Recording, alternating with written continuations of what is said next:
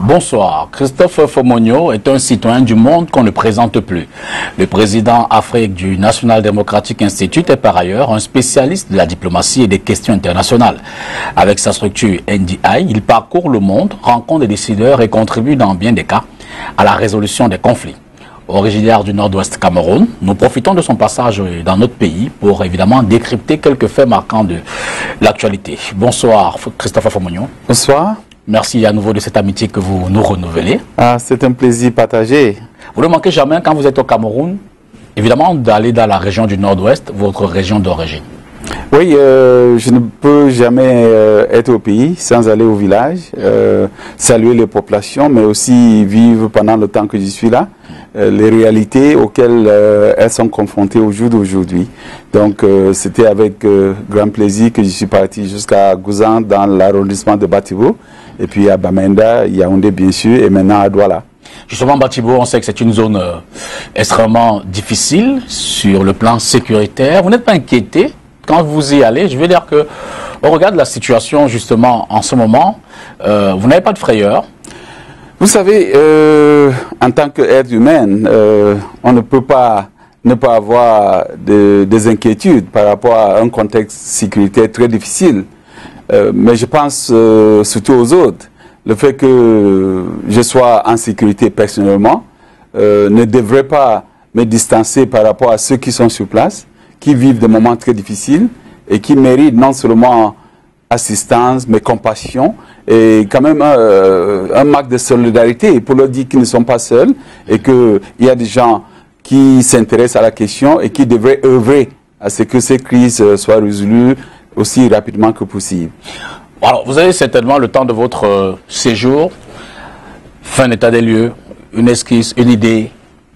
Quand vous regardez, qu'avez-vous constaté, qu'avez-vous observé, qu'est-ce que vous en dites? J'ai pu observer que la situation ne s'améliore pas.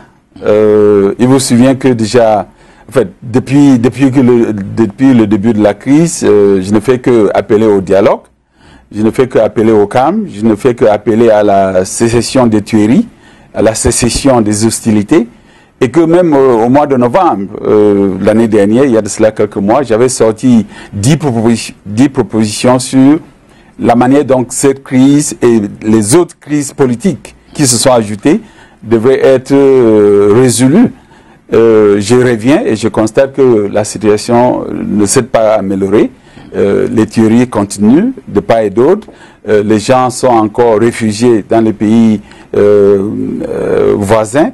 Et les gens sont encore dans la forêt. Les gens sont inquiets. Il y a des villages qui sont attaqués. Donc la situation ne s'est pas améliorée. Et en plus de cela, il y a maintenant comme une psychose généralisée qui est en train d'impacter les populations. Je vous dis, quand j'étais à Yaoundé l'autre jour, il y a beaucoup de gens qui m'ont appelé à Bamenda, qui me disaient de ne pas venir à Bamenda.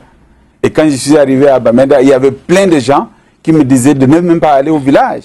Justement, donc il y a une psychose généralisée qui est en train d'impacter sur la population. Donc, je me dis, il faut vraiment se mettre au travail, sinon les dégâts seront énormes. Alors, au courant de l'émission, on va certainement revenir sur cette situation-là, mais je voudrais noter que là, vous étiez au Nigeria il y a quelques semaines, oui, où vous avez supervisé l'élection présidentielle qui a vu la reconduction du président Buhari au pouvoir. Êtes-vous satisfait de ce scrutin-là? Je crois que le Nigeria, c'est le géant de l'Afrique, comme on dit. C'est 180 millions d'habitants. C'est à peu près 170 000 bureaux de vote.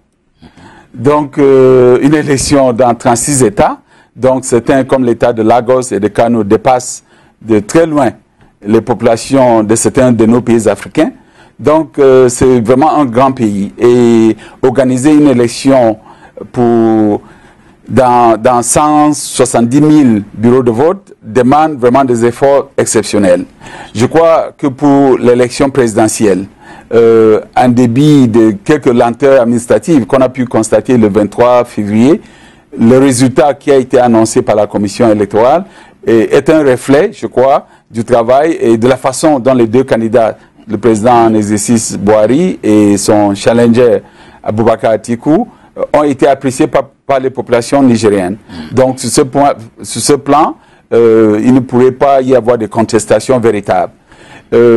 Quelques semaines après, quelques jours après, il y a eu des élections régionales dans les États, les gouverneurs. Parce qu'au Nigeria, avec le système fédéral, les gouverneurs sont élus. Et il y a aussi eu les élus au niveau des chambres de représentants dans les États. Et ça aussi, parce qu'il y avait une multiplicité d'élections dans 27 États, c'était comme si c'était 27 élections séparées qu'il fallait gérer à un seul jour. Donc il y a eu des États où les choses se sont très bien passées, mais il y a eu aussi d'autres États où le processus a été même arrêté à mi-chemin à cause de la violence liée aux élections. Par exemple, dans les États comme Cross River, donc la capitale c'est Calabar, c'est une zone difficile. Dans l'État de Rivers, dont la capitale est Port Harcourt, il y a eu beaucoup de violence, ce qui a poussé la commission électorale à arrêter le processus à mi-chemin. Alors, mais de façon générale, que ce soit au Nigeria, au Cameroun, dans les autres pays d'Afrique, on a quand même cette récurrence de la contestation, soit pendant, soit après les scrutins en général. Qu'est-ce qui peut l'expliquer? Vous qui avez l'expérience, je l'ai dit, de ces choses, et la contestation, elle diffère d'ailleurs en fonction de ce qu'on soit en Afrique du Sud, soit en Afrique de l'Ouest, en Afrique australe ou en Afrique centrale. Les raisons sont différentes, mais toujours est-il qu'à la fin du processus, en général, celui de l'opposition, souvent le premier après le président réélu, conteste comme si fondamentalement il y avait une question qu'il fallait remettre en cause. Je crois que en matière électorale, la contestation en tant que telle n'est pas forcément une mauvaise chose. D'ailleurs, dans toutes les lois électorales, il y a un processus de prévu pour les contestations liées à l'issue du scrutin. Donc la contestation en tant que telle n'est pas une mauvaise chose. C'est seulement mauvais lorsque cette contestation déborde dans la violence ou dans la paralysie des institutions de gouvernance et que ça amène un couac dans la gestion du pays. C'est à ce moment-là que cela pose problème. Et effectivement, lorsqu'il faut prendre, comme vous avez très bien dit, les raisons, les circonstances, l'environnement de chaque contestation diffère d'un pays à l'autre.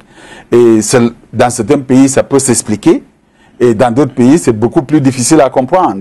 Ce qui est bien, c'est que de plus en plus, on voit que les autres institutions qui peuvent juguler ce genre de crise sont en train de se mettre en œuvre. Et dans certains pays, on voit que les institutions judiciaires qui sont appelées à régler le contentieux électoral fonctionnent bien et arrivent à départager les uns et les autres de manière à ramener le calme dans le pays concerné.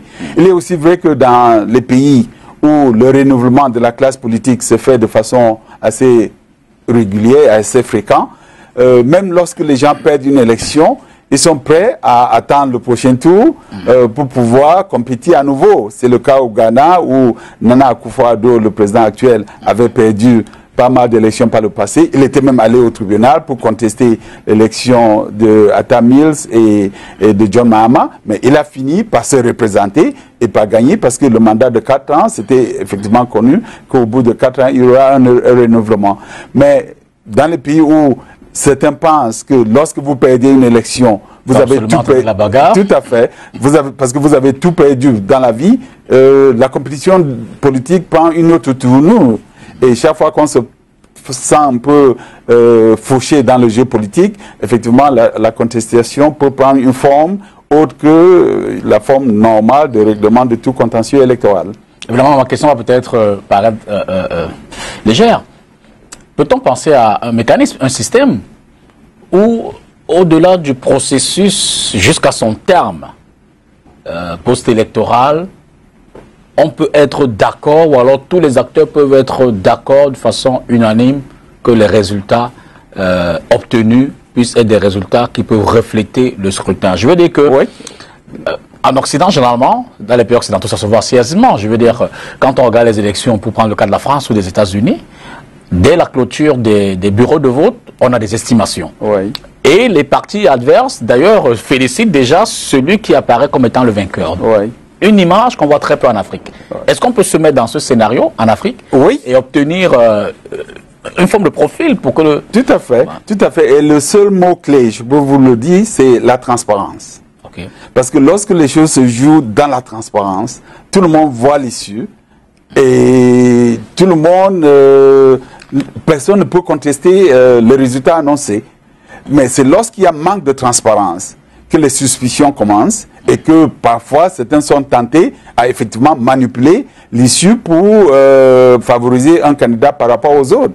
Donc si on peut jouer sur la base de la transparence, c'est tout le monde qui verra que effectivement les choses se sont bien passées et même celui qui aurait perdu saura que la vaste majorité, la majorité de la population n'est pas pour sa candidature et ce serait plus facile à celui-là de se mettre de côté pour que celui qui a obtenu la majorité de voix puisse gouverner. Donc, tous les systèmes dans lesquels il y a une forte disposition pour favoriser la transparence aboutissent à un processus accepté, inclusif et accepté par tout le monde et dont l'issue ne sera jamais contestée. Mais effectivement, lorsque les choses sont gérées derrière les portes fermées, lorsque les procès-verbaux arrivent qui ne soient pas signés, lorsque même la signature des procès-verbaux se fait dans l'obscurité, donc vous ne pouvez pas empêcher aux gens d'être suspects.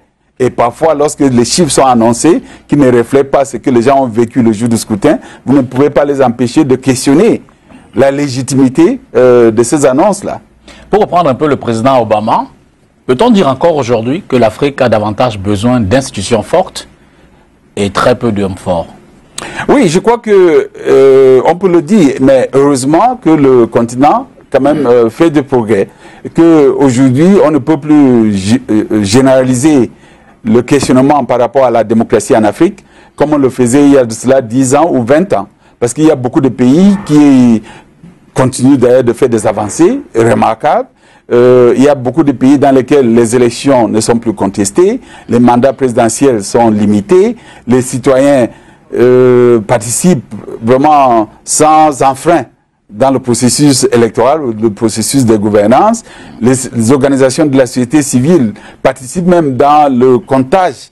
Il y en a qui font même le comptage parallèle, qui font leur propre comptage des résultats et qui vérifient à travers leur travail le travail de l'administration électorale.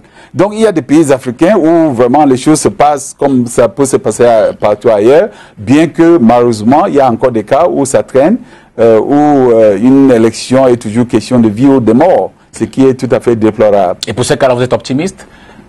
Je suis optimiste par rapport à l'Afrique, par rapport à notre jeunesse. Parce que la jeunesse, je vois une jeunesse africaine qui est en train de monter en puissance, et qui ne veut plus accepter ce qui était imposé par les leaders du passé, et qui se réveille à ce que vraiment elle souhaite être gouvernée autrement.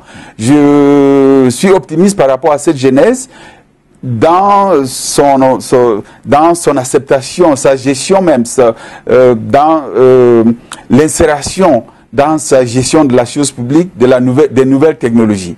Parce qu'à l'époque où j'ai commencé à observer les élections, il n'y avait pas de téléphone cellulaire, absolument, il n'y avait pas de téléphonie mobile. Donc il fallait aller sur le terrain, prendre les chiffres sur un bout de papier, prendre 1 ou 2 journées pour les remonter jusqu'à la capitale, donc avant de sortir les rapports. Mais au jour d'aujourd'hui, la société civile africaine dans beaucoup de pays fait le comptage parallèle. Même au Nigeria, avec les 70 millions d'électeurs inscrits, les organisations de la société civile nigériane ont pu faire un décomptage parallèle. Donc, pour ces 2 raisons, je suis optimiste et je me dis qu'à fur et à mesure qu'on renouvelle la classe politique sur le continent, le niveau de gouvernance démocratique ira vers la hausse. Et pour ces pays dont vous dites qu'ils semblent encore être en retrait, vous avez le sentiment que le peuple, la jeunesse, pousse les gouvernements vers ce pas-là, à obtenir plus de liberté, plus de démocratie, plus d'expression, de liberté d'expression? Ah, tout à fait. Vous n'avez qu'à voir ce qui se passe en Algérie à ce moment. Absolument. Parce que je me souviens, j'étais au Nigeria justement au mois de février, lorsque les journalistes me demandaient, mais sur le continent africain, on constate qu'il y a encore des chefs d'État qui ont 80, 85, 86 ans, qui sont aux affaires depuis des décennies, et alors que le moyen d'âge en Afrique, c'est de 19 ans. Le moyen d'âge sur notre continent, c'est 19 ans. Mais si la jeunesse est écartée de la gouvernance, parce que nous avons des présidents qui veulent rester présidents à vie, effectivement, ça pose problème. La raison pour laquelle au jour d'aujourd'hui en Algérie, la vaste majorité des Algériens, donc la plupart sont des jeunes, disent non, il faut qu'on soit gouverné par des gens qui sont en phase avec les réalités d'aujourd'hui et qui peuvent projeter sur l'avenir du pays pour le meilleur de tout le monde d'ailleurs. Alors revenons au Cameroun pour davantage comprendre, vous le savez, la visite du sous-secrétaire d'État américain aux affaires africaines. Il était en Afrique de l'Ouest, il était en Afrique centrale. On peut peut-être, avant de rentrer dans les détails, dans le contenu de son passage, dans la hiérarchie protocolaire institutionnelle américaine, à quel niveau peut se situer ce poste de diplomate, sous-secrétaire d'État américain aux affaires africaines?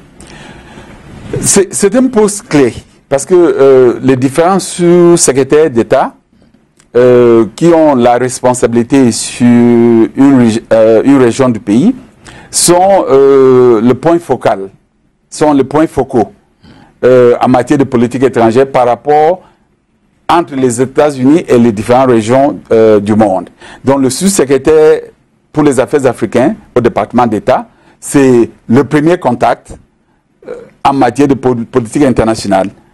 Il a une entrée directe auprès du secrétaire d'État, qui est son patron direct, et à travers le secrétaire d'État, donc, à la Maison-Blanche, qui est le centre décisionnel par rapport au gouvernement américain. Donc, ça diffère aussi par rapport à chaque administration. Okay. Parce que dans le contexte actuel, où le président actuel des États-Unis, Donald Trump, n'est pas un africaniste, ne connaît pas très bien l'Afrique, il aura tendance à déléguer la responsabilité de la gestion des dossiers africains à ceux qui maîtrisent mieux le continent. Et comme le secrétaire d'État a tout le monde entier à couvrir, il aura lui aussi tendance à déléguer au sous-secrétaire chargé des affaires africaines. Et là, nous avons la chance d'avoir une personnalité qui connaît l'Afrique, qui est diplomate de carrière, qui avait fait, pendant sa carrière professionnelle, avait fait l'Afrique. Il avait été au Cameroun à l'époque, comme le numéro 2 à l'ambassade à Yaoundé. Il a fait l'Éthiopie comme ambassadeur. Il a fait la Guinée-Conakry comme ambassadeur. Donc ici, qu'on est dans le monde de l'Afrique francophone, de l'Afrique anglophone, de l'Afrique australe. Donc c'est quelqu'un qui pourra très bien jouer un rôle, et c'est quand même une personnalité clé dans cet échiquier de politique internationale entre l'Afrique et les États-Unis. Vous dites que sa position, son analyse, sa lecture, ses propositions peuvent compter dans l'orientation politique? Absolument, absolument. Je peux dire que dans toute l'administration américaine, à commencer par Trump et le vice-président et tous les autres, c'est peut-être la personnalité la plus gradée qui prête le plus attention à ce qui se passe sur notre continent. Alors, cela dit, Taïbo Nagy a donc débuté sa tournée en Afrique, c'était le 4 mars dernier. Je l'ai dit après celle de l'année dernière, en Afrique de l'Ouest. On peut penser à une stratégie globale américaine en vue d'une consolidation ou d'une réorientation de sa présence en Afrique. Et pour rappeler, pour resituer, en fin d'année dernière, il était effectivement en Afrique de l'Ouest. Il a fait, je crois, l'Ouganda. Il a fait le Rwanda pour cette sortie, il a fait la RDC et il vient au Cameroun. C'est dit que c'est un repositionnement ou alors c'est une consolidation de la présence africaine ou alors de la présence des États-Unis en Afrique? D'abord, il s'appelle Thibaut Nagy. D'accord. C'est comme ça qu'on prononce. Oui, c'est Nagy. On dit Taïbo Nagy. C'est Thibaut Nagy. D'accord. Ouais, Nagy. Alors là, vous faites une grosse correction. Parce que j'ai constaté depuis que je suis au pays que la plupart des journalistes l'appellent Nagy. C'est Thibaut Nagy. Et je vous assure que je ne sais même pas d'où ça vient. Parce que ses parents, il est hongrois, descendant. Ses parents étaient d'origine hongroise, donc il s'appelle Thibaut Nagy. Et on prononce comme en hongrois. Oui, voilà. Tout à fait, Nagy comme en hongrois. Donc c'est pour dire que je crois que c'est un repositionnement, mais aussi une consolidation de l'intérêt que les États-Unis portent par rapport à l'Afrique. Parce qu'il faut reconnaître qu'il y a eu un décalage entre le départ de Barack Obama et la présence effective de Thibaut Nagy et des autres diplomates africains sur le continent. Donc pendant cette période où il a fallu presque 2 ans pour que le sous-secrétaire soit nommé et confirmé par le Sénat. Donc il y avait un flottement. Un flottement qui a permis aux autres puissances de s'intégrer, tout à fait, comme la Chine. Et comme la Chine, qui continue à vraiment faire des avancées sur le continent. Et aussi, de la part des Africains et des autres partenaires qui se demandaient mais quelle était la position exacte des États-Unis par rapport à l'Afrique depuis que Trump est au pouvoir. Donc il était temps, une fois que Thibault Nage a été confirmé, il était important qu'il se déplace sur le continent, qu'il rencontre les décideurs africains, qu'il rencontre la société civile africaine, qu'il s'imprègne vraiment des nouvelles réalités qui ont beaucoup évolué depuis le temps qu'il était diplomate sur le continent pour pouvoir vraiment jouer pleinement son rôle. Alors, entre la Chine, la Russie, les États-Unis, l'Union européenne, sans compter les relations bilatérales, Afrique et les autres parties, comment est-ce qu'on peut expliquer cet intérêt grandissant du continent vis-à-vis de l'extérieur? Et pourtant, en interne, les Africains, eux, ne semblent pas véritablement prendre conscience. Je veux dire qu'on a des ressources, mais on a encore d'énormes problèmes structurels de base, eau, électricité, et même nutrition. Comment est-ce qu'on peut expliquer ça? Mais c'est ça le drame de notre continent. Parce que c'est le continent de l'avenir, mais c'est aussi le continent du présent. Nous avons tout ce qu'il faut pour nous développer, pour évoluer. Tout le monde vient chez nous pour prendre ce que nous avons, mais nous-mêmes, on n'arrive pas à capitaliser sur ce dont le bon Dieu nous a mis à notre disposition. Nous avons des matières premières. On n'a pas des industries de transformation. Il y a toujours une exploitation brute comme dans les années 60, même comme avant les indépendances. Les gens viennent prendre la matière brute, ils vont chez eux, ils créent des industries, ils créent des emplois pour les leurs et ils reviennent nous vendre les produits finis à un prix beaucoup plus élevé. Nous avons les têtes pensantes, nous avons des intellectuels africains, nous avons la main-d'œuvre africaine qu'on n'écoute pas. Mais cette main-d'œuvre, parfois, certains évoluent sur le plan international, à l'externe, ils sont écoutés, ils sont suivis, et quand ceux-là qui les suivent reprennent leurs notes pour revenir échanger avec nous, on se dit qu'ils sont des experts, peut-être parce qu'ils ne sont pas africains. Absolument. On n'arrive même pas à valoriser la matière grise africaine, qui est débordante sur la plateforme mondiale, internationale. Donc, il y a raison à ce qu'on procède à une interrogation, qu'on s'interroge sur ce qui ne va pas avec notre continent. Je pense qu'il faut un réveil de conscience pour nous dire, nous avons ce qu'il faut pour réussir. Nous ne pouvons pas, il est vrai, nous faisons partie du monde. Donc on ne peut pas s'isoler du reste du monde, mais il ne faut pas qu'on négocie en position de faiblesse parce que nous avons tout ce qu'il faut pour réussir. Et les chefs d'État, les décideurs politiques africains qui ont osé, ont su s'imposer. Absolument. Prenons le cas du Ghana, on revient sur le Ghana. À l'époque, Rawlings a pu s'imposer. Mais Nana Akufo-Addo, depuis qu'il est là, on a vu les conférences de presse qu'il tient avec les présidents, les chefs d'État des pays occidentaux, mais il ne se fait pas de complexe. Absolument. Il définit les intérêts de son pays et ce dont il a besoin pour réussir. Et sûrement que les gens le prennent au sérieux. C'est le même cas avec Macky Sall et d'autres chefs d'État. Donc je me dis que ça nous revient en tant qu'Africains de s'estimer, de valoriser ce que chacun de nous peut apporter et de voir de quelle manière, avec notre main-d'œuvre, avec les ressources naturelles, avec les ressources intellectuelles, faire de notre continent ce lieu de rêve dont rêve la jeunesse africaine, mais donc apprécie très bien les partenaires qui viennent effectivement se faire richesse sur notre continent. Le dit comme ça donne l'impression que vous renvoyez d'un revers de la main. Vous savez, il y a cette image, ce scénario, pas forcément réaliste, mais que c'est vraiment, qui donne l'impression que lorsqu'un président africain, par exemple, ne protège pas un minimum d'intérêts des partenaires internationaux, il s'expose soit à des sanctions, soit à des interventions militaires, soit... Bref, il se met à dos la communauté internationale ou les pays ou les puissances qui peuvent lui mettre des bâtons dans les roues et l'empêche effectivement de déployer sa politique comme on pourrait le penser. Tout à fait. Vous avez très bien... j'apprécie la manière dont vous avez posé la question, la problématique. Parce qu'il ne s'agit pas d'être contre la communauté internationale ou de se mettre la communauté internationale sur le dos. Il s'agit de bien défendre les intérêts de son pays, de ses populations. Et là, tout le monde vous donnera raison. Mais le problème qui se pose aussi, c'est que nous avons beaucoup de...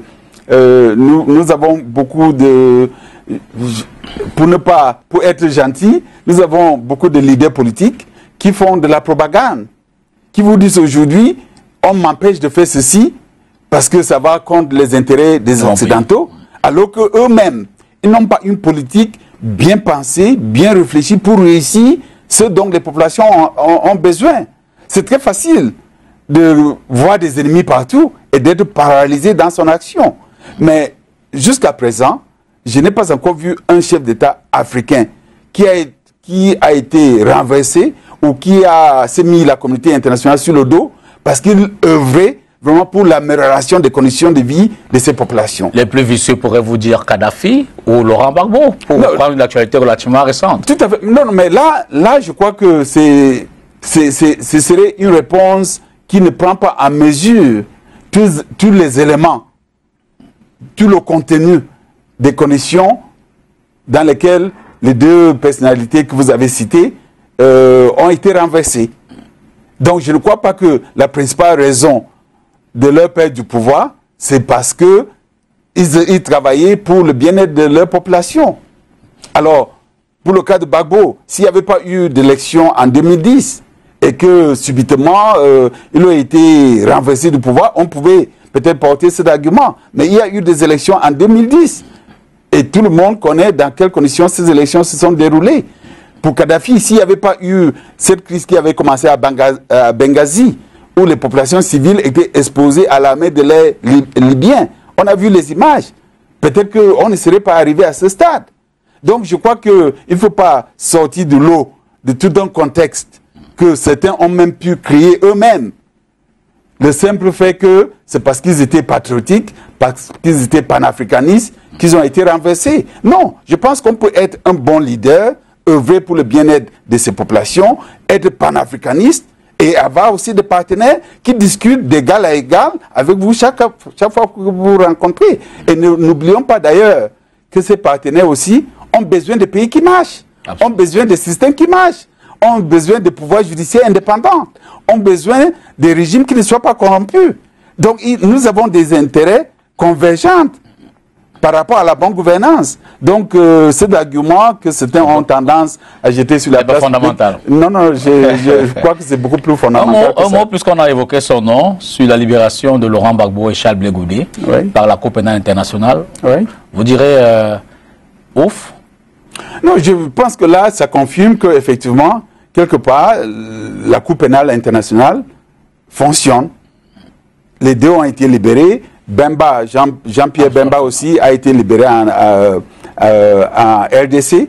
Donc pour moi, je crois que cette institution devrait continuer à jouer son rôle et que effectivement ceux qui sont innocents en passant par un tribunal qui est tout à fait indépendant, détaché de tout intérêt partisan dans leur propre pays, peuvent se faire justice. Même si on le reproche d'être une cour africaine, ou pour les Africains. Et d'ailleurs, l'exemple des États-Unis qui empêche Bensouda d'aller enquêter sur les meurtres des soldats américains est un fait.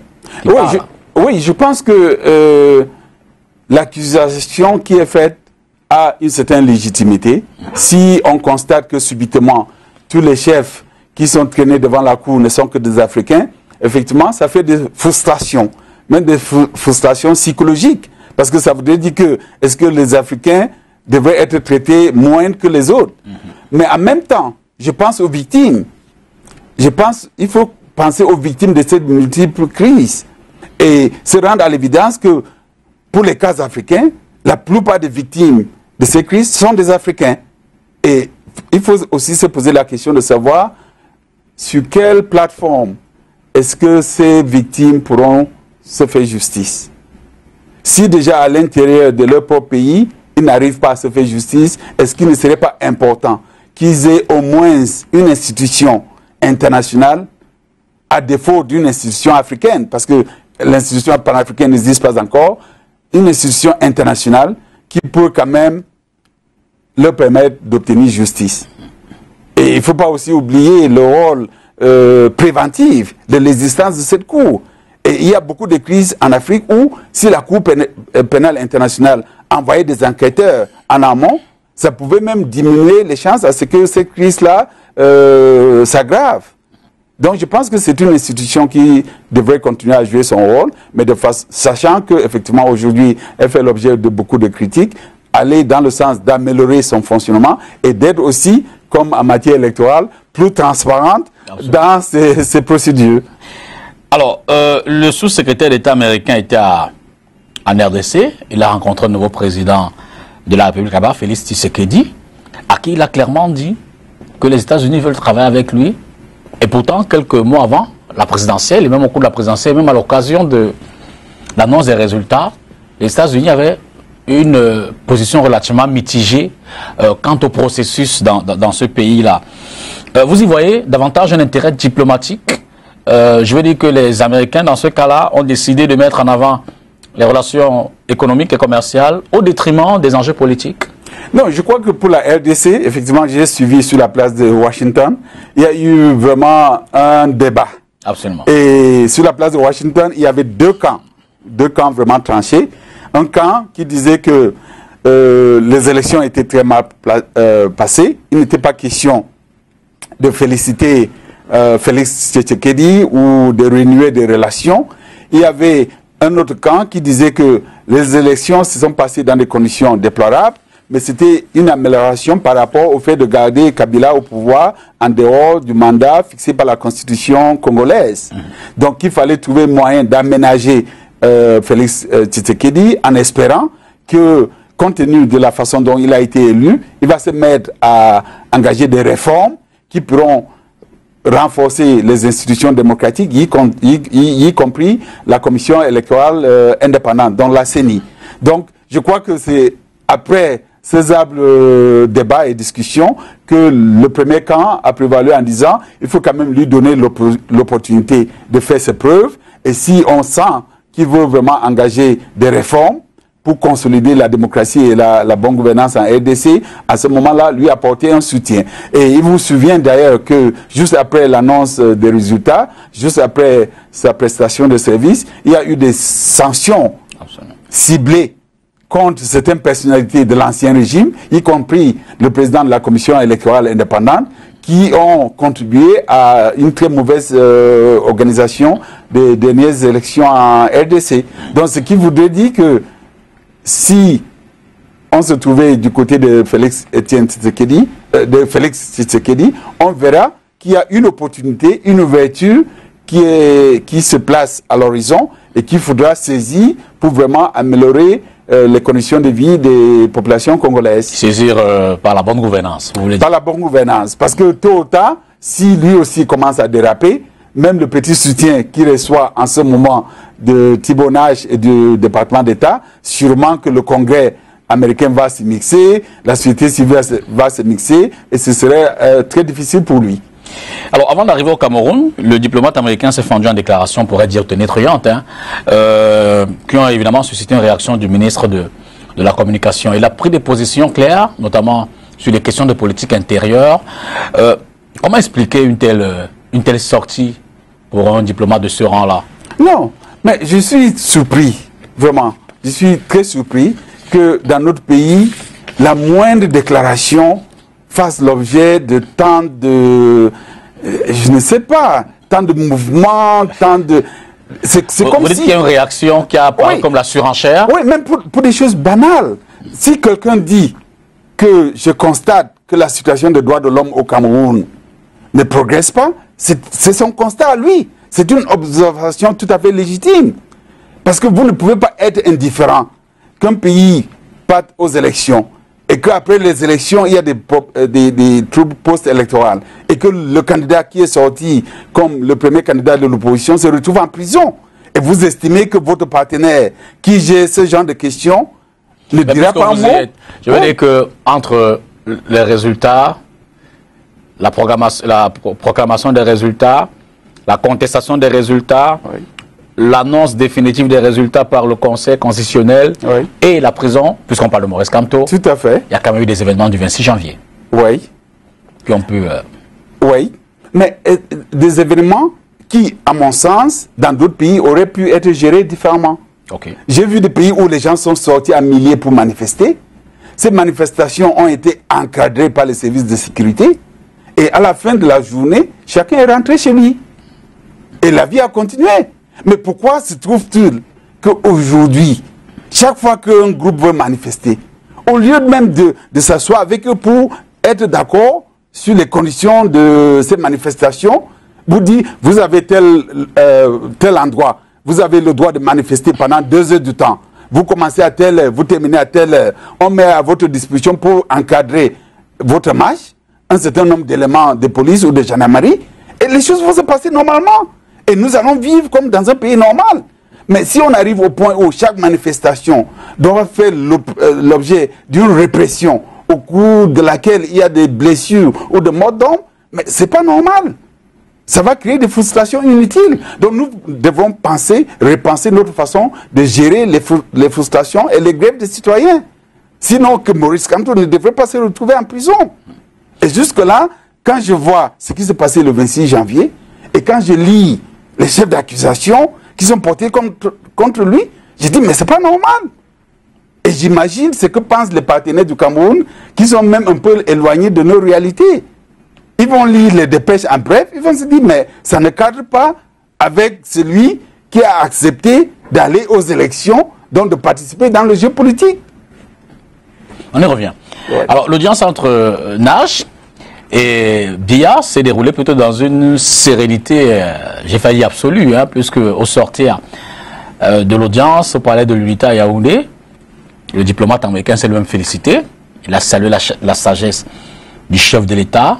On regarde les déclarations précédentes. Là, on peut saluer l'accent diplomatique de l'envoyé spécial américain. Oui, mais justement, ça rentre dans le cadre de ce que je considère comme des réactions tout à fait normales. Okay. Quand on est adulte, on est adulte. Il y a des choses qui se disent, il y a des choses qui se comprennent, et chacun continue à faire son travail. Donc, il n'y a pas de raison de s'offusquer à chaque fois que quelqu'un sort quelque chose pour exprimer son point de vue sur le fonctionnement de notre pays. Parce qu'en fait, malheureusement, il y a aussi des faits qui donnent raison à cela. Des choses qui sont inacceptables, dont beaucoup de Camerounais même parlent de la même situation. Il n'y a pas de raison à s'offusquer. Au contraire, il faut mettre des efforts, il faut mettre son énergie, il faut déployer son énergie à améliorer ce qui ne va pas pour que demain, les gens n'ont plus d'excuses. Donc vous dites que le gouvernement fait très mauvais jeu de ne pas écouter au moins les avis des partenaires, même s'il ne s'agit pas d'instruction, il ne s'agit pas de... Oui, je ne pense même pas qu'il faut seulement se focaliser sur les avis des partenaires. Il faut être à l'écoute de la nation. Il faut être à l'écoute des populations. Parce qu'aujourd'hui, après 3 ans, nous sommes dans la 3e année de la crise anglophone. Nous sommes dans une crise post-électorale avec ce qui se passe avec le MRC. Nous avons beaucoup d'autres doléances qui ont été soulevées à maintes reprises par des Camerounais sur les espaces de participation politique.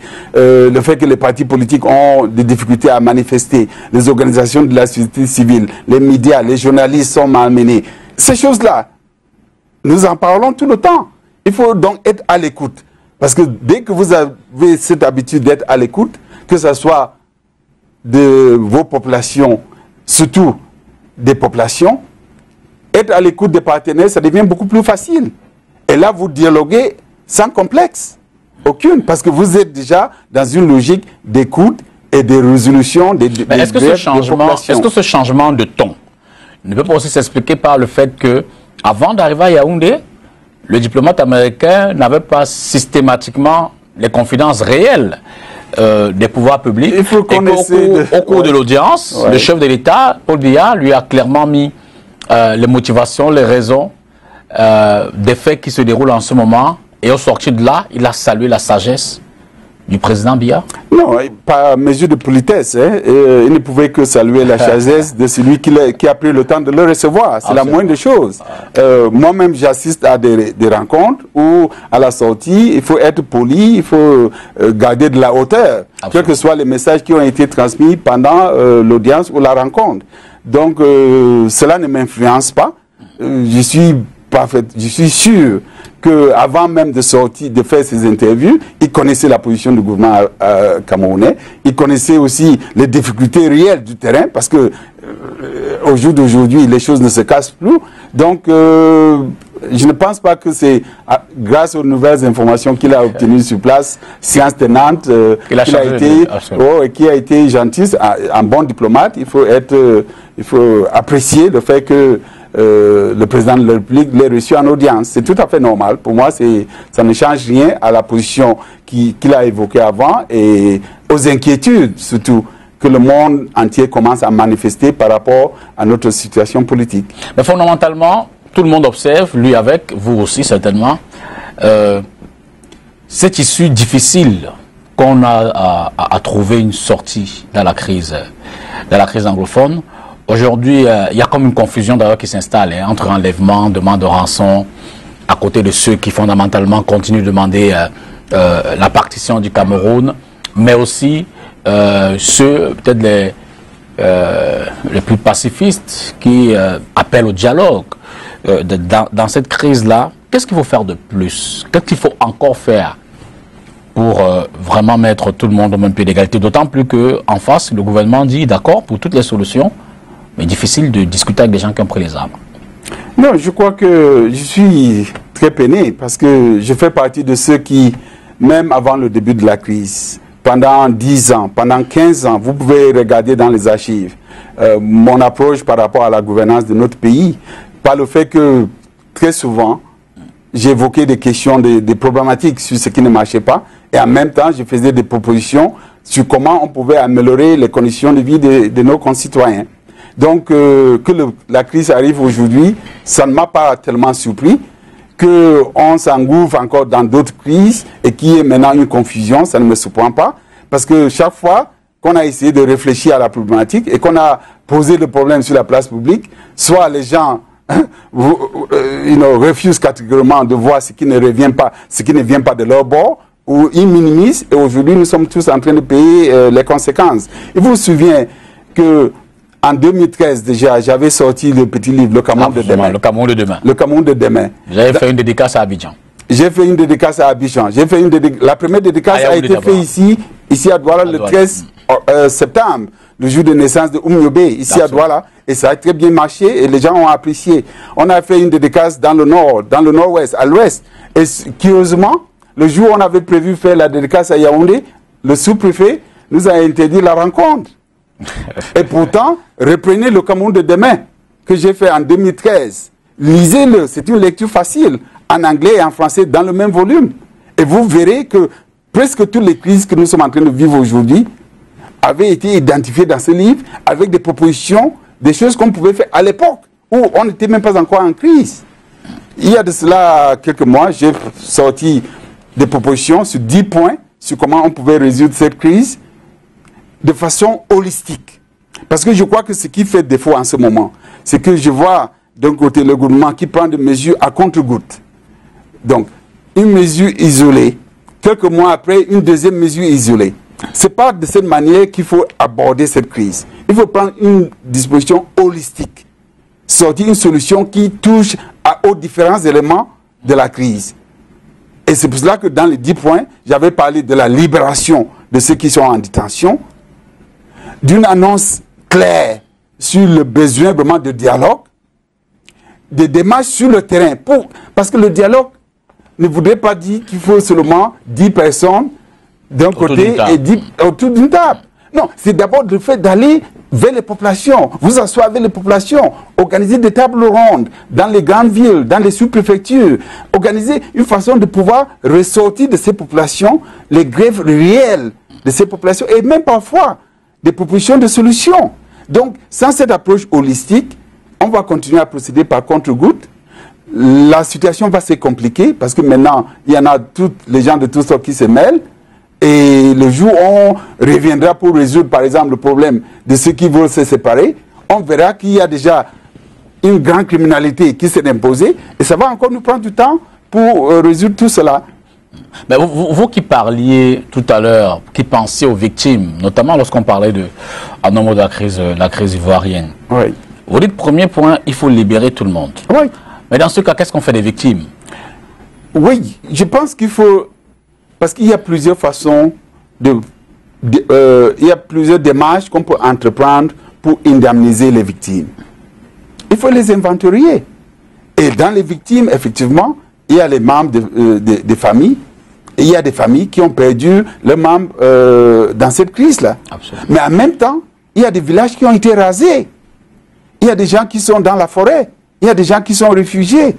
Il faut identifier et inventorier tout cela et trouver moyen de les indemniser. Effectivement, les vies qui ont été perdues ne pourront plus être... on ne pourra plus les ramener à vie. Mais si l'État fait son mea culpa, si on sent que vraiment on est passé à une étape de réconciliation véritable et qu'en guise de demande de pardon, voilà un geste qui vient de la part de l'État pour marquer son pardon pour ce qui a été fait. Voilà la manière dont on va indemniser les familles pour leur permettre quand même de se remettre dans une vie normale. Mais les gens pourront adhérer. Parce que sinon, on va se retrouver avec un procès qui va durer le temps que ça dure. Pendant ce temps, les dégâts sont en train d'être commis. Et lorsqu'on aura terminé avec le procès, les dégâts sont tels qu'il y a de nouvelles blessures qui prendront encore du temps pour être cicatrisées. Et pour être plus concret, vous serez donc pour la libération de Ayoub Tabé et tout le reste? Vous savez, je serai pour la libération d'Ayoub Tabé et tous les autres, dans un contexte d'une solution holistique. Vous savez, d'abord, lorsqu'ils avaient été arrêtés au Nigeria, je crois que j'avais écrit quelque chose pour dire que c'était une opportunité, vraiment c'était une opportunité pour que le Nigeria nous aide à résoudre cette crise. À la place de Buhari, je n'aurais pas fait ce que l'administration Buhari a fait, les mettre dans un avion pour les jeter sur Yaoundé. J'aurais pu, pendant qu'ils étaient à ma disposition, j'aurais pu les amener à la raison, de façon à revoir leur approche à la résolution de la crise anglophone. J'aurais en même temps pu dialoguer avec Yaoundé pour voir si on ne pouvait pas créer déjà une plateforme qui devrait permettre à Yaoundé de s'asseoir avec eux, même en dehors du territoire national, pour commencer un processus de discussion. Mais c'est ce qui a été fait pour sauver le Mali. Lorsque le Mali a commencé ses problèmes, c'est l'Algérie qui servait d'arrêt-base à certains des éléments qui étaient actifs dans le nord du Mali. C'est l'Algérie qui a servi de base de négociation, de commencement de négociations.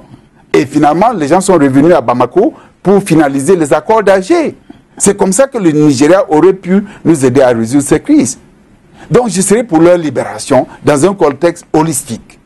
Je serai aussi pour la libération des militants du MLC, parce que ça décante, ça nous permet de décanter l'atmosphère politique. Mais dans un contexte holistique, je serai aussi favorable à revoir le passage de certaines personnalités qui se trouvent à Kondengui, pour des raisons, donc, en tant que juriste, je n'arrive pas à bien saisir. Il faut décanter l'atmosphère politique. Parce que si nous voyons sur les 10 régions que compte le pays, il y a les 3 régions septentrionales qui sont en difficulté à cause de Boko Haram. Il y a en plus la Damawa et l'Est qui maintenant, avec la crise centrafricaine, le grand banditisme, c'est pas très sécurisé. Il y a le nord-ouest et le sud-ouest qui étaient une zone tranquille, qui sont aujourd'hui une zone de no-go, surtout en zone orale. Maintenant, si la crise post-électorale impacte Douala et Bafoussam, vous avez 2 autres régions qui s'y ajoutent. Donc, qu'est-ce qui nous reste comme région stable, sécurisée, où les gens peuvent vaguer à leurs occupations, où les investisseurs peuvent même venir créer de nouvelles industries et de nouveaux emplois? C'est difficile. Mais en même temps, ne peut-on pas craindre cette ingérence internationale, extérieure, dans la résolution d'un problème interne comme le nôtre, quand on sait les risques, les dangers, les dégâts auxquels on peut être exposé? Mais je suis très offusqué, parce que les Camerounais ne cessent de porter des propositions qui ne sont pas considérées par les autorités du jour. Donc, les Kadna Toumi, moi-même, Eric Tchindjé, bien d'autres. Je pense aussi à M. Ayama, M. Ayama, qui était parmi l'une des premières personnalités francophones, a sorti un mémo sur la crise anglophone. Je pense à l'ancien ministre, secrétaire général de la présidence, Aboin Mathieu David. Des personnalités connues, des Camerounais qui font des propositions. Mais que voulez-vous? Refuser donc de prendre en considération ces propositions et en même temps demander à la communauté internationale de ne pas parler pendant que vous êtes en train de vous entretuer. Mais ça, c'est inacceptable. Ce n'est pas une ingérence négative. Quand votre voisin vous dit, mais attention, votre maison est en train de prendre feu, au lieu de tout faire pour éteindre le feu, vous vous prenez à votre voisin. Mais ce n'est pas normal. Je pense que certains qui sont sur la place de Yaoundé doivent faire le déplacement dans ces régions-là pour vivre, ne serait-ce qu'une semaine, pour vivre ce que vivent ces populations. Je pense qu'ils changeront de langage. Est-ce que tout le monde est également à l'écoute du gouvernement? Je dis que par principe, on l'a vu ailleurs. On a connu la sécession aux États-Unis. On a connu le terrorisme avec l'ETA en Espagne. On connaît les Basques en France. Mais difficilement, on voit que les pouvoirs publics négocient avec ceux qui prennent les armes contre la République. Non, je crois que la comparaison n'est pas tout à fait exacte. Parce que nous sommes encore des contemporains, comme on dit. Nation. On sait dans quelles conditions nous sommes arrivés aujourd'hui à une crise où les gens se permettent de tirer sur les forces de l'ordre, où les gens s'entretuent dans les villages et des coins isolés. Quand cette crise avait commencé, personne ne pensait à prendre les armes. Ceux qui ont commencé à porter les revendications sur la place publique étaient des messieurs de tête bien pensantes. Donc c'est avec la dégradation éventuelle, petit à petit évolutive de la crise qu'on est arrivé à un stade où les enfants ont pris des armes pour dire, bon, on ne prend pas des armes, mais on voit nos parents mourir devant nous, on voit nos maisons rasées, on voit les grands-parents tués. Donc, vous ne prenez pas les armes, on vous tue. C'est mieux de prendre une arme et de vous défendre. Mais c'est une logique qu'ils ont internalisée. Maintenant, il faut travailler dans le sens de leur sortir ça de la tête. Et la meilleure façon de leur sortir ça de la tête, ce n'est pas de tirer sur eux. Mais en fait, l'autre pendant de ma question était de dire, est-ce que ouvrir cette porte ne serait pas fragiliser l'autorité, la puissance et l'intégrité même de l'État? Non, je ne crois pas. En termes d'institutions, cette fois-là. Bon, vous avez cité l'exemple des États-Unis et de la sécession. Qu'est-ce qui empêcherait aujourd'hui à ce qu'une partie des États-Unis cherche encore à se séparer ou à faire la sécession? Parce qu'il y a beaucoup plus qui les lie, les Américains entre eux, que la géographie et la région. Donc, un État cultive le vivre ensemble au quotidien et le nourrit par son approche aux concitoyens, par la façon dont les gens sont gérés, par le sens du fair play et d'égalité de chance. C'est ça qui renforce l'esprit de la cohésion nationale, l'esprit de l'unité nationale. Ce n'est pas parce qu'un individu impose par la loi ou par un décret une démarche que tout le monde va adhérer. C'est pour cela qu'aujourd'hui, vous parlez de la sécession aux États-Unis, les gens vous regardent. Parce qu'ils se sentent unis, quel que soit l'État où ils sont nés, quelle que soit la région. Donc c'est à nous d'œuvrer dans ce sens et de ne pas penser que ça va s'imposer juste par l'utilisation des armes. Mais comment expliquez-vous que malgré tous ces sons de cloche, tous ces regards qui, selon ceux qui les portent, semblent logiques, objectifs, comment s'expliquer qu'à Yaoundé, l'approche est différente? Moi, je pense que, quelque part, je continue à penser que le décideur en chef ne vit pas les réalités de ce que souffrent les populations dans ces zones-là. Quelque part, je me dis que toutes les vérités ne sont pas exposées à celui qui est appelé à prendre la décision définitive en ce qui concerne la gestion de la crise. Parce que si on voit la souffrance la souffrance dans laquelle les gens vivent, si on voit le misère, si on voit que on perd les gens, les frères, les sœurs, de deux côtés, ce ne serait pas normal de continuer à prendre une position qui ne va pas dans le sens de mettre fin à cette crise. Et je pense que quelque part, peut-être qu'ils sont dans une autre logique, mais je me dis que si vraiment ces réalités étaient connues du décédé en chef, sa posture, sa position serait tout à fait différente. Hier seulement, j'ai appris que le directeur général de la Sonara a signé une note pour dire qu'il y a une école à la Sonara qui aura une section anglophone à partir de la rentrée prochaine. On nous dit que depuis 38 ans que la Sonara existe, cette école était réservée seulement aux francophones. Ça, c'est un exemple banal. Mais est-ce que les gens trouvent cela normal? Même si cette raffinerie se trouvait à Kousséri, est-ce que le chef de l'État accepterait à ce qu'une raffinerie à Kousséri ouvre une école réservée uniquement aux francophones ou bien aux nordistes? Voilà des petites choses. Maintenant que la crise est là, tous ces petits détails sortent sur la place publique. Je pense que les gens devraient s'outrepasser et prendre des dispositions qui vont dans le sens de résoudre cette crise. C'est de cela qu'il s'agit pour l'avenir du Cameroun. Sinon, à la lutte où on va se casser la pipe, malheureusement. Donc on encourage l'initiative du cardinal Tomi? Cette initiative aurait pu être encouragée depuis le début. Maintenant, on a traîné les pattes, on a traîné les pieds, on a malmené le cardinal. Les gens ont soupçonné ses intentions. Et au jour d'aujourd'hui, il est fragilisé dans cette initiative. Parce que si le cardinal sort maintenant pour dire que finalement, j'ai l'accord du gouvernement pour organiser ma conférence à Boya, certains vont dire, ah, pourquoi est-ce qu'on lui a donné l'autorisation maintenant? Est-ce qu'il n'est pas en train de participer? Et pourtant, lorsqu'il avait voulu organiser, certains n'ont pas voulu qu'il s'organise. Comment est-ce qu'ils sauront maintenant ce que pensent les populations s'ils ne permettent pas aux personnalités comme le cardinal Toumi de réunir les gens dans une salle, de sortir une résolution écrite avec peut-être quelques recommandations?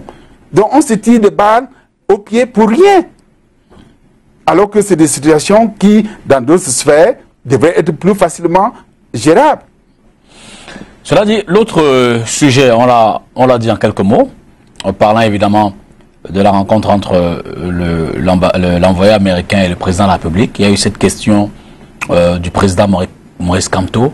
Mais je vais dire qu'au-delà de la question, quelle analyse faites-vous de sa position, j'ai failli dire infaillible, hein, au-delà du scrutin, au-delà de la décision de la Cour constitutionnelle? Maurice Kamto s'estime toujours être le président élu du Cameroun et il estime que rien ne va changer son approche. Non, je pense que, vous savez, il y a eu beaucoup de controverses par rapport à la déclaration qu'il a faite le lendemain du scrutin. Absolument. Et ça revient à ce que j'ai dit au début, pour dire que parfois, notre façon de réagir à un problème posé peut soit aggraver la nature du problème, soit la minimiser. Nous avons assisté à des scrutins, beaucoup de scrutins dans d'autres pays, où à la fermeture des bureaux de vote, les gens font des déclarations comme quoi ils ont gagné, et que il y a un message qui calme tout le monde, en disant restez tranquille, la commission fait son travail, et à la fin la commission rend son papier de façon transparente, et puis tout le monde rentre à la maison. Vous savez, battre campagne, c'est aussi traverser des émotions, où on est confiant de pouvoir être le meilleur, et où on dit à tout le monde qu'on est le meilleur. Mais il ne faut pas, nous sommes tous des êtres humains, il ne faut pas penser que dès que le bureau de vote ferme, tout de suite, ces émotions qui ont poussé les candidats à postuler et à se présenter devant les populations cessent, et que dans chaque déclaration, maintenant, il faut voir s'il n'y a pas un mot qui donne l'impression... Au-delà de l'autre. Oui. Je pense que si on avait géré cette déclaration différemment, comme dans un contexte post-électoral dans les médias, on ne serait pas là au jour d'aujourd'hui. Il aurait compris. Si on avait géré le traitement des procès-verbaux de façon transparente, on ne serait pas là aujourd'hui. Bon, mais maintenant qu'on y est, oui.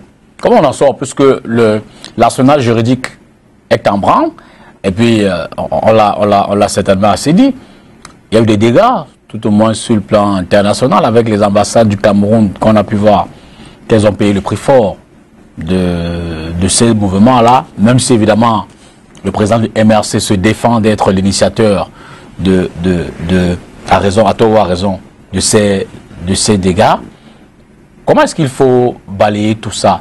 Je veux dire que, et je reprends la question de tout à l'heure, il y a forcément des victimes, il y a forcément des gens qui ont payé le prix, et en face, il faut aussi que dans son autorité, dans son intégrité, l'État, l'institution puisse ressortir de là plus fort, plus armé pour prévenir d'autres actes comme cela et éventuellement éviter que ça arrive.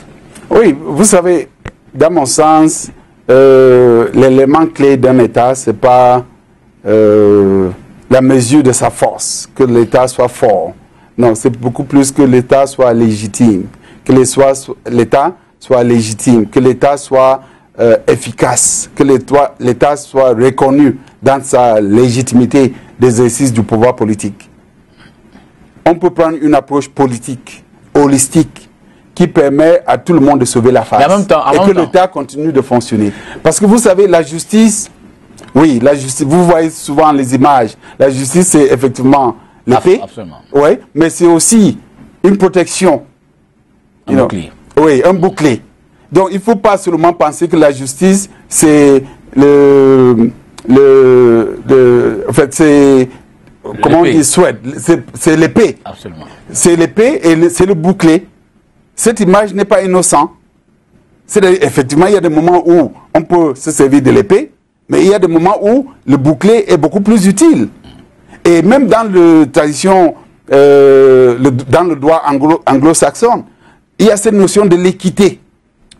Qui dit que l'équité, c'est même plus que la justice. Ça va même au-delà de la loi.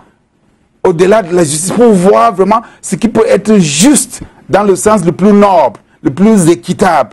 Trouver, s'il y a même des failles dans la loi, est-ce qu'on peut se servir de certaines failles pour rendre justice, pour rendre les gens libres, pour leur garantir plus de liberté? Et je pense qu'on peut trouver des formules qui permettent à tout le monde de sauver la face, y compris l'État. Parce que ce que je dis souvent aux autorités étatiques, c'est que vous ne pouvez pas vous permettre de vous couper le nez pour rendre votre visage beaucoup plus beau. Oui, parce que vous finirez par payer des pots cassés, même si vous pensez avoir regagné tout le visage, mais vous aurez perdu quelque part. Parce que les tensions qu'on subisse à ce moment, les tensions sociales, politiques, ne méritent pas à ce que des éminentes personnalités, des économistes, des professeurs d'université, des juristes soient en prison, alors que même le 26, il n'y a pas eu de destruction. Que se dit le charge au Cameroun? Est-ce qu'il y a eu vraiment destruction le 26? Il n'y en a pas eu. Mais maintenant, on va en faire... À l'international, il y en a eu quand même. À l'international, ceux qui étaient au Cameroun n'ont pas participé dans les destructions à l'international. Donc, est-ce qu'il faut tenir pour responsables ceux qui se trouvaient sur le territoire national, qui sont sortis le 26 et qui n'ont rien détruit? En matière pénale, est-ce que ça peut se justifier? Et maintenant, on a fait une affaire internationale. C'est vrai qu'il y a une personnalité dans ce pays qui a été condamnée pour intelligence... complicité intellectuelle. Voilà. Oui, c'est justement ça. Donc, mais il y a donc jurisprudence. Mais il fait partie justement des cas auxquels je faisais référence au début de notre émission. Je ne veux pas qu'on se focalise sur la personnalité, mais je veux dire qu'il y a jurisprudence. Je veux dire que si Maurice Kamto a appelé à manifester le 26, et que les gens se sont mobilisés, et qu'en France, par exemple, à l'issue, il y a eu des casses, on a pu voir que l'effigie de Paul Biya a été mise au sol et celle de Maurice Kamto a été montée. Le drapeau du Cameroun descendu. Ça a été le cas en France, en Allemagne et partout. On peut tout au moins le demander ce qui s'est passé. Non, je pense que, bon, je crois que entre le parquet et les avocats, ils vont pouvoir se retrouver là-dedans. Donc, pour ne pas trop entrer dans le débat juridique, je dirais seulement qu'il faut, en matière politique, faire son analyse, faire ses calculs, et voir ce qui peut être gagnant pour tout le monde, pour tout le pays. Parce que si on traîne avec un procès, à la longue, ce procès fera beaucoup plus du mal au Cameroun que la libération de ces personnalités-là. Il y a eu jurisprudence, mais il peut y avoir aussi une nouvelle jurisprudence dans la libération et le traitement des acteurs politiques, qui va aussi créer de nouvelles conditions pour que les comportements changent. Parce qu'en même temps, vous savez, l'État aussi a un rôle pédagogique. Vous ne pouvez pas passer votre temps à demander aux citoyens de se comporter d'une certaine manière Et en même temps, ne pas montrer par l'exemple que l'État, confronté à certaines difficultés, peut prendre aussi une démarche qui va dans le sens de favoriser un meilleur comportement. Donc, je pense qu'il faut souvent voir ces choses de façon équilibrée, savoir qu'il y a l'épée, mais il y a aussi le bouclier. On ressort peut-être de là, mais pour parler toujours d'actualité nationale, avec en perspective, vous le savez, cette année est également une année électorale, avec des élections de proximité. Il y a en principe les régionales qui pourraient intervenir, qui devraient intervenir, mais il y a surtout les législatives et les municipales. Dans la projection, avec le code électoral que tout le monde dénonce, le cadre institutionnel, le président l'a dit, il est complet déjà avec la Cour constitutionnelle qui est mise en place. Vous avez des appréhensions avec ces prochains scrutins qui arrivent? Vous permettrez à ce que je ne réponde pas à cette question. Et je le fais volontairement parce que au mois de juillet, à ma dernière sortie, mon dernier passage à STV, en juillet 2018, j'avais fait des projections sur le scrutin présidentiel.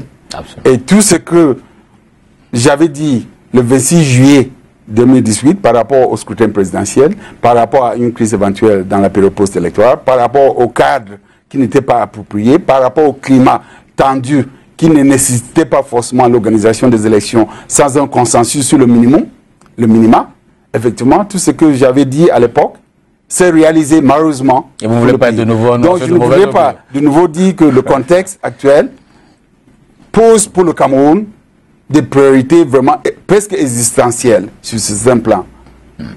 Et il est temps qu'on se focalise sur le plus important, qu'on essaie de réajuster le climat sociopolitique, qu'on essaie de réajuster le contexte même de participation citoyenne en matière de gouvernance et en matière électorale, avant de bâtir des institutions qui ne pourront pas tenir. Autrement, vous dites, mettons la question électorale de côté et reconstruction climat serein. On peut reconstruire le climat et le contexte électoral viendra de soi. Mais focalisons-nous sur les urgences de l'heure qui sont vraiment braquées sur le contexte sociopolitique de notre pays, qui n'est pas un contexte vraiment sain. Pour faire plus radical, plus que depuis 5, 6, une dizaine d'années, voire, votre analyse observe effectivement cette, je vais peut-être me redire, cette radicalisation des pouvoirs publics. Vous direz comme certains que la solution passe systématiquement par le départ de Paul Biya? Vous savez, quand on a été au pouvoir pendant près de 4 décennies, ça commence à poser problème. Il n'est plus la même personne qu'il était quand il était Premier ministre dans les années 70. Il n'est plus la première personne que tout le Cameroun a célébré le 6 novembre 82. J'étais chef de service ici à Bonanjo, à la Camer.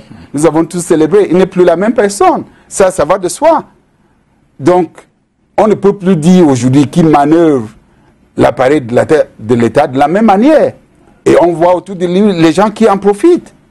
Pas pour le bien de l'intérêt national, mais pour leur bien personnel. Mais en Afrique, cette longévité, puisqu'on en parle, est également signe de sagesse, c'est signe d'expérience, pour le reprendre dans son slogan de campagne, la force de l'expérience, c'est signe d'apport bénéfique certainement, tout au moins en termes de conseils. C'est l'Afrique d'hier, ce n'est plus l'Afrique d'aujourd'hui. Parce que si vous voyez sur cette Afrique en débit des difficultés que nous avons évoquées au départ, les chefs d'État africains qui ont plus de 70 ans d'âge sont très peu nombreux par rapport à ceux qui sont beaucoup plus jeunes. Ce n'est pas l'Afrique d'hier qui va compétir avec le monde d'aujourd'hui ou le monde de demain. Ça demande une nouvelle approche. Donc, à un moment donné, il faut se rendre à l'évidence que si les choses ne marchent pas, si les institutions ne sont pas exécutées, ou bien les institutions exécutées donnent l'impression que les mauvaises institutions ont été données pour des problèmes concrets, que les vieilles méthodes qui ont marché par le passé ne peuvent plus marcher au jour d'aujourd'hui, mais que les gens n'arrivent pas à s'adapter, il faut se rendre à l'évidence qu'un renouvellement des hommes participera à la recherche des solutions.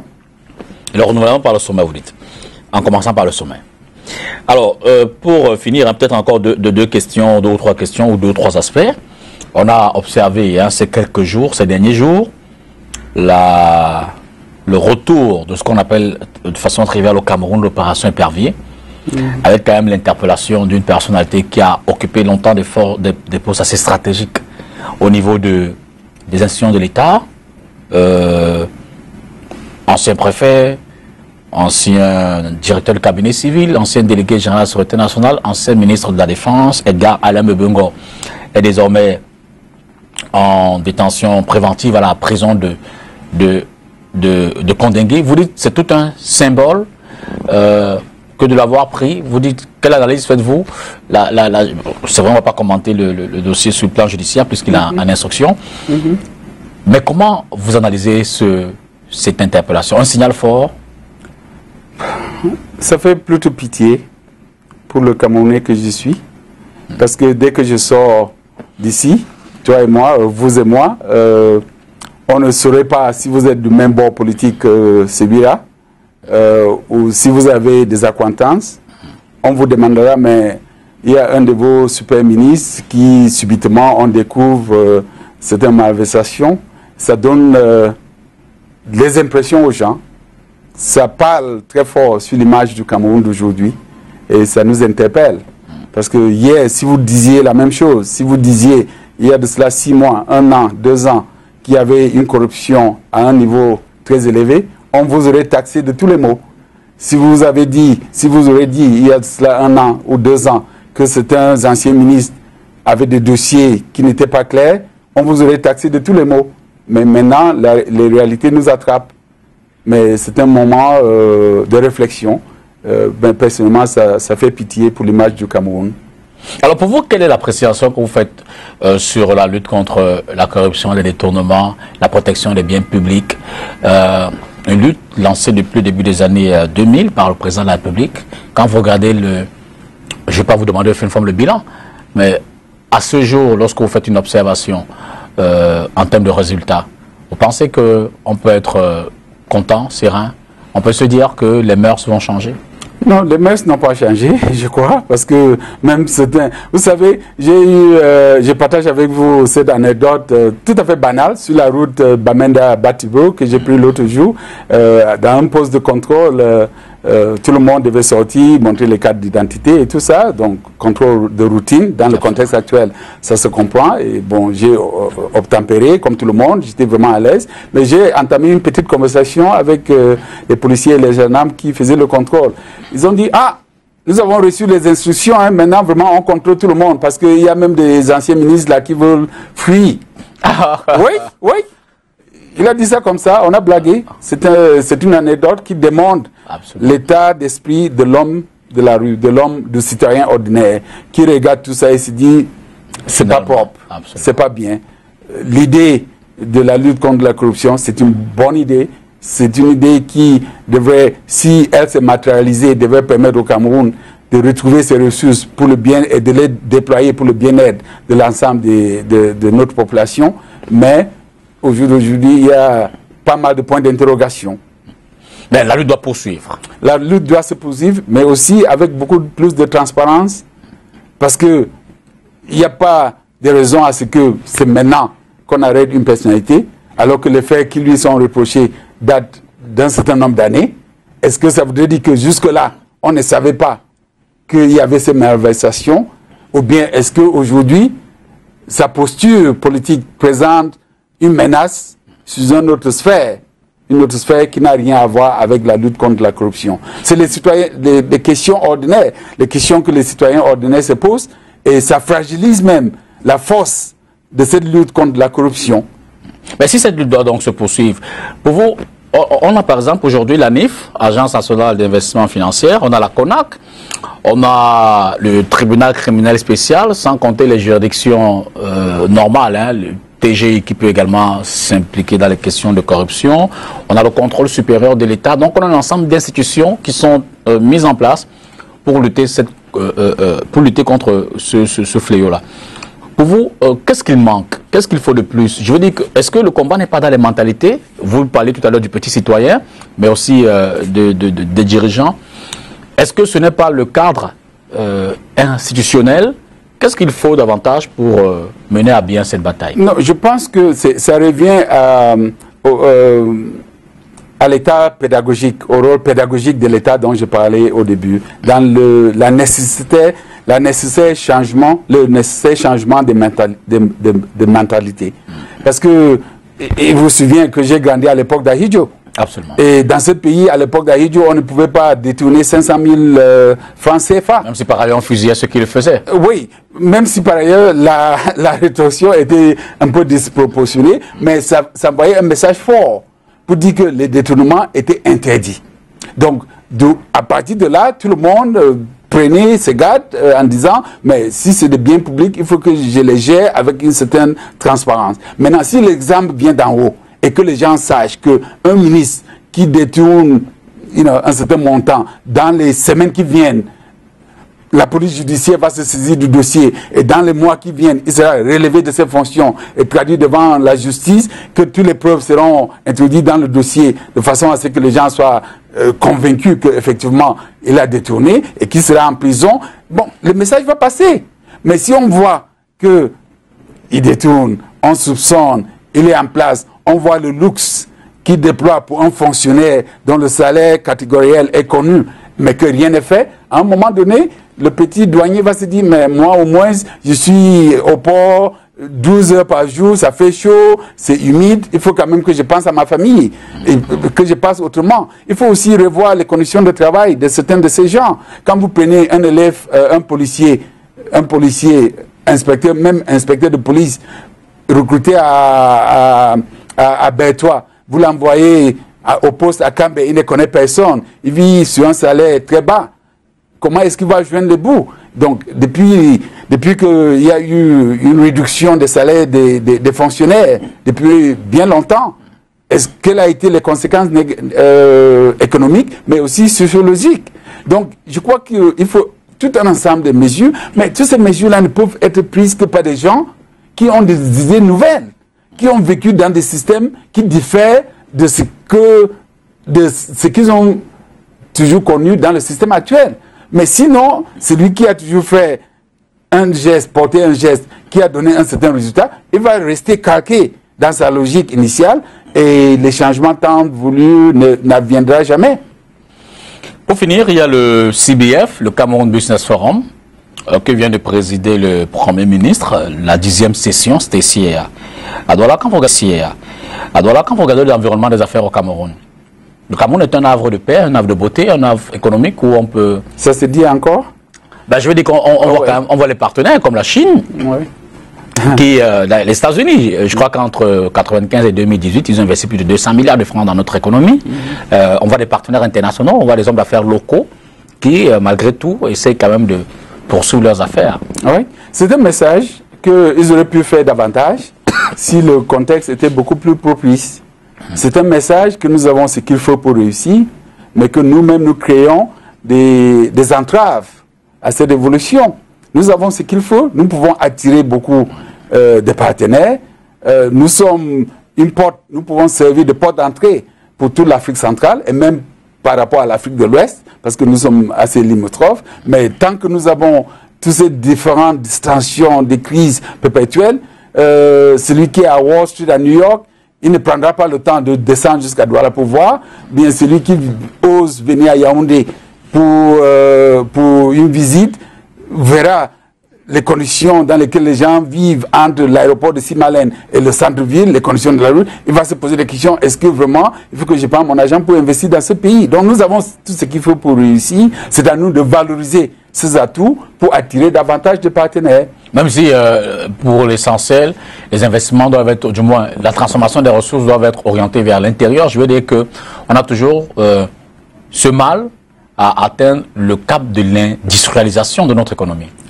Oui, parce que je vois par exemple l'exemple de ce que essaient de faire la Côte d'Ivoire et le Ghana, qui sont des pays producteurs du cacao. Donc ils ont commencé par s'investir dans une industrie de transformation du cacao en chocolat et d'autres produits chocolataires. Absolument. Donc, si nous pouvons commencer par ce que nous disposons, des industries qui peuvent nous permettre, à l'époque même, le fruitier de Ndjoumbé, c'était un petit exemple, mais ça pouvait marcher. À l'époque, on avait Chococam qui marchait. Donc, on avait des petites industries qui aurait pu, au fil des années, se perfectionner davantage et nous positionner dans une place unique par rapport à l'Afrique centrale et au marché potentiel de notre continent. Donc, je pense que le potentiel y est. C'est à nous maintenant de voir comment nous pouvons industrialiser davantage et servir comme un marché potentiel, non seulement pour les partenaires venant de l'extérieur, mais aussi pour les autres pays africains.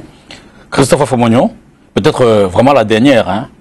C'est quoi votre avenir immédiat? Vous repartez? D'autres élections à observer? D'autres enjeux? D'autres enjeux, mais ça devient de plus en plus difficile pour moi de me focaliser sur l'international. Tant que j'ai des compatriotes qui vivent dans les conditions que connaissent notre pays en ce moment. Donc je pense que je vais m'investir davantage pour que le Cameroun sorte de là où nous nous trouvons. Parce que le pays est vraiment sur une pente très glissante. Et si je dois apporter une contribution, c'est maintenant. C'est maintenant. Parce que la crise y est. Et elle est réelle. Et on ne peut plus la dénier. Et je pense que je devrais, comme d'autres compatriotes aussi, faire davantage. Parce que nous ne pouvons pas nous permettre de sacrifier le seul pays que nous avons, de le laisser entre les mains d'un petit groupe de fonctionnaires qui n'ont pas fait leur preuve et qui continuent à poser des actes qui vont nous pousser vers la catastrophe. Donc, je crois que cela devrait être l'une de mes priorités et je vais œuvrer, comme tous les autres compatriotes, à apporter ma contribution. On sait que vous contribuez déjà énormément sur les questions humanitaires à travers votre fondation, qui ne cesse d'apporter des aides aux victimes ou alors aux orphelins désœuvrés. Alors, quand vous dites que vous allez davantage vous impliquer, ça introduit quoi? Je pense que politique, vous allez vous investir comme candidat dans les élections? Non, je ne pense pas qu'il faut forcément passer par la voie des partis politiques, mais il faut quand même que j'ose ma voix, que ma voix soit entendue sur des questions de façon beaucoup plus quotidienne. Sur les arrestations, sur les espaces politiques, sur les espaces de participation citoyenne, sur la crise anglophone, sur la DDA par rapport aux anciennes victimes de Boko Haram. Donc, je pense que c'est pas le moment d'être timide si on a quelque chose à ouvrir. Et là, j'en profite pour lancer aussi un appel à tous les compatriotes qui ont des expertises à apporter, que c'est maintenant que nous devons tout faire pour que nos voix soient entendues. Parce que le pays est sur une pente très glissante. Alors, je vous ai suffisamment modeste, hein, et je ne le dis pas parce que vous êtes en face de moi. Je le dis parce que j'ai pu vous voir sur des images avec un certain nombre de chefs d'État africains ailleurs, dans des circonstances aussi bien privées que publiques. Comment vous expliquez-vous que votre voix est très peu entendue au Cameroun, alors qu'ailleurs, c'est une voix qu'on souhaite entendre, des conseils qu'on veut bien implémenter, parce que ces conseils ont déjà fait leur preuve un peu partout ailleurs? Oui, peut-être parce que je m'appelle Christopher Fomonyo. Si je ne m'appelais pas Christopher Fomonyo, en plus, peut-être qu'on vous dirait que vraiment c'est le meilleur Camerounais qu'on ait connu, surtout sur ces questions d'ordre politique et des questions de gouvernance. Mais j'ai la conscience tranquille. Je sais que ce que le bon Dieu a voulu que je fasse pour mon pays, je le ferai. Je le ferai. Le moment viendra où je pourrai valoriser davantage ce que je fais déjà à travers la fondation et d'autres gestes à côté. Je le ferai. Je suis serein, je suis confiant, je suis croyant parce que je suis chrétien. Je sais que j'aurai l'opportunité d'accomplir la mission pour laquelle le bon Dieu m'a envoyé sur terre pour me faire naître dans ce pays. Un mot sur la montée du tribalisme, comment ça s'explique, comment on en sort? C'est effrayant. C'est effrayant. Parce que là, on pensait à un moment qu'on était tout un peuple et maintenant chacun commence à tirer sur son petit morceau. On se fragilise, fragilise et c'est difficile à dire. Et ce qui me hante encore davantage, c'est que je ne vois pas de voix autorisées qui sortent pour calmer les jeux. Au contraire, il y a des plateformes qui sont données aux gens pour prêcher la haine tribale. Et on les applaudit. Et c'est des gens qui sont reçus dans les couloirs, qui sont reçus, qui ont certaines entrées. Et on les laisse la latitude d'aller sur des plateformes, sur des plateaux, prêcher la haine tribale. Et là, vraiment, c'est pathétique. Et je ne savais jamais qu'on pouvait arriver à ce stade. Mais je dis qu'il est encore temps de se ressaisir, de revenir à la raison, et que les voix les plus autorisées dans ce pays sortent maintenant, pas demain, pas dans un mois, pas dans 6 mois. Sortent maintenant pour calmer les jeux et ramener les gens à la maison. Parce que le vivre ensemble, ce n'est pas par décret, ce n'est pas par la loi, c'est par le vécu et les paroles quotidiennes. Vraiment, merci encore pour votre disponibilité infinie. De vous, je peux le dire avec beaucoup de sincérité, parce que ce soit dans Carte sur table ou entretien, chaque fois que vous êtes disponible, vous n'avez de cesse d'apporter votre expertise pour, évidemment, le plaisir de nos téléspectateurs. C'est à moi de vous remercier et surtout de vous encourager, parce que je sais que le contexte journalistique dans notre pays n'est pas le plus aisé, mais je vous encourage, ainsi que votre collègue, vos confrères des médias, de continuer à œuvrer dans ce sens, parce que c'est grâce à vous qu'on réussit même à maintenir les quelques espaces de liberté qui existent. Je vous encourage dans votre travail et je serai toujours disponible à vous comme à d'autres compatriotes qui œuvrent aussi dans ce domaine. Voilà, monsieur, merci également d'avoir suivi cette autre édition de Entretien avec. On était avec le directeur Afrique du NDI, vous le savez, Christophe Afomonio, c'est un Camerounais qui évidemment apporte son expertise sur d'autres sujets et on espère davantage prendre de ses conseils pour faire avancer notre développement. Bonsoir, merci, à jeudi prochain pour une autre édition d'Entretien avec.